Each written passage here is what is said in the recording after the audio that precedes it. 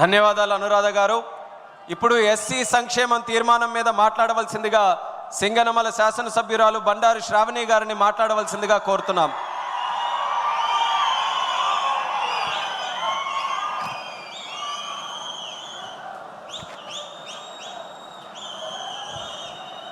వేదికను అలంకరించిన పెద్దలు, పూజ్యులు, తెలుగుదేశం పార్టీ అధినేత, మన ప్రియతమ నాయకులు, రాష్ట్ర ముఖ్యమంత్రి వర్యులు శ్రీ నారా చంద్రబాబు నాయుడు గారికి, మన యువనేత కార్యకర్తల కోసం నిరంతరం శ్రమిస్తున్న మంత్రివర్యులు నారా లోకేష్ అన్న గారికి, అలాగే వేదిక మీద ఉన్న పెద్దలు, వేదిక ముందు ఉన్న తెలుగుదేశం పార్టీ కుటుంబ సభ్యులు అందరికీ కూడా నమస్కారాలు తెలియజేస్తా ఉన్నాను.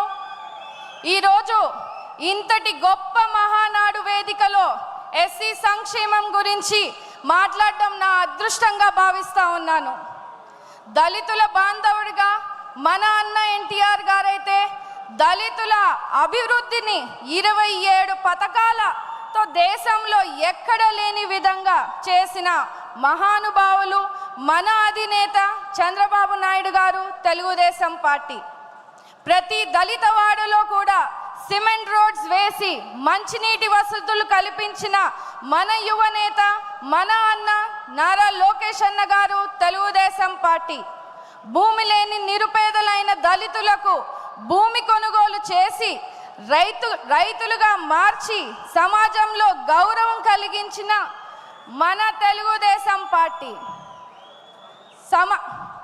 సామాజిక న్యాయం కల్పించాలని, అణగారిన వర్గాలకు పిల్లల విద్యను అభ్యసించేలా, ఆర్థికంగా అభివృద్ధి చెందాలని, సమాజంలో గౌరవంగా జీవించేలా చూడాలని డాక్టర్ బిఆర్ అంబేద్కర్ గారు కలలు కన్నారు. ఆ మహనీయుడి ఆశయాలను మన అన్న ఎన్టీఆర్ గారు, నేడు అధినేత శ్రీ నారా చంద్రబాబు నాయుడు గారు ఆచరణలో పెట్టి ఈరోజు చూపిస్తున్నారు. దళిత వర్గాలు అన్ని రంగాల్లో అభివృద్ధి చెందాలని, వారి అభివృద్ధికి మునిపెన్నడు లేని విధంగా చంద్రబాబు నాయుడు గారి పాలనలో సబ్ ప్లాన్ రూపంలో మనకి 40,000 కోట్ల వ్యయం చేశారు. ఎస్సీలకు అనేక అభివృద్ధి సంక్షేమ కార్యక్రమాలు చేపట్టడం జరిగింది. అంటరాని తరం నిర్మూలనకు జస్టిస్ పున్నయ్య కమిషన్ ద్వారా 42 సిఫార్సులు అమలు చేశారు. ఎస్సీ రిజర్వేషన్లు 14 నుంచి 15% వరకు పెంచాం. బెస్ట్ అవైలబుల్ స్కూల్స్ని ఏర్పాటు చేశాం. ఆనాడు లోక్సభ స్పీకర్గా బాలయోగి గారిని, శాసనసభ స్పీకర్గా ప్రతిభాభారతి గారిని, రాష్ట్రపతిగా కేఆర్ నారాయణ గారిని, తొలి దళిత ఆర్థిక మంత్రిగా మా తాతగారైనటువంటి మహేంద్రనాథ్ గారిని, తొలి దళిత ప్రభుత్వ ప్రధాన కార్యదర్శిగా కాకి మాధవరావు గారిని నియమించిన ఘనత కూడా తెలుగుదేశం పార్టీదే.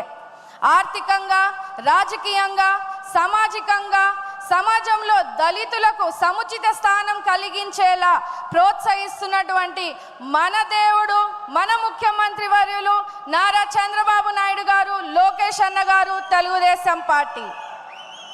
అంతేకాకుండా విదేశీ విద్య పథకం ద్వారా వందలాది దళిత బిడ్డలకు ఆర్థిక సాయం చేశాం. దళిత యువతకు 40,000 రూపాయలు పెళ్లి కానుక ఇచ్చాం.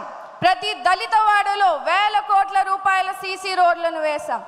ఇన్ని మంచి పనులు, ఇన్ని మంచి స్కీమ్స్ని మన దళితులకి అభివృద్ధి చెందేలా చేస్తే జగన్మోహన్ రెడ్డి గారు అధికారంలోకి వచ్చాక ఇవన్నిటిని కూడా నిర్వీర్యం చేశారు. దళితులకు సంబంధించిన 27 పథకాలు రద్దు చేశారు. 28,000 కోట్ల సబ్లాన్ నిధులను దారి మళ్లింపు చేశారు. ఎస్సీ కార్పొరేషన్లు నిర్వీర్యం చేశారు.